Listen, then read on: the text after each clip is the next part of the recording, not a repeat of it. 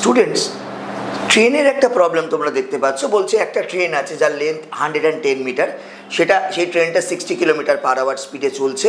বিপরীত দিক থেকে একটা লোক আসছে যার স্পিড 6 কিলোমিটার পার আওয়ার, কতক্ষণে সেই লোকটাকে ক্রস করবে। টাইম বার করতে চাইছে। টাইম মানে কি? Distance by speed. ডিস্টেন্স মানে যখন একটা ট্রেন একটা ব্যক্তিকে ক্রস করে তখন সে তার নিজের লেন্থ ক্রস করে, তাহলে ডিস্টেন্স বা লেন্থটা হচ্ছে 110 মিটার। আর টাইম মানে ডিস্টেন্স বাই স্পিড। কিন্তু আমরা জানি যখন দুটো অবজেক্ট মুভ করে তখন তার রিলেটিভ স্পিড কনসিডারেশনে আসে।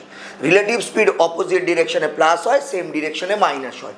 অপোজিট ডিরেকশনে আছে, তাহলে 60 + 6 66 কিলোমিটার পার আওয়ার, তাকে 5/18 দিয়ে মাল্টিপ্লাই করলে মিটার পার সেকেন্ড, তাই 5টা নিচে রইল, 18 উপরে চলে গেল। জাস্ট এই এক লাইনেই ক্যালকুলেশন।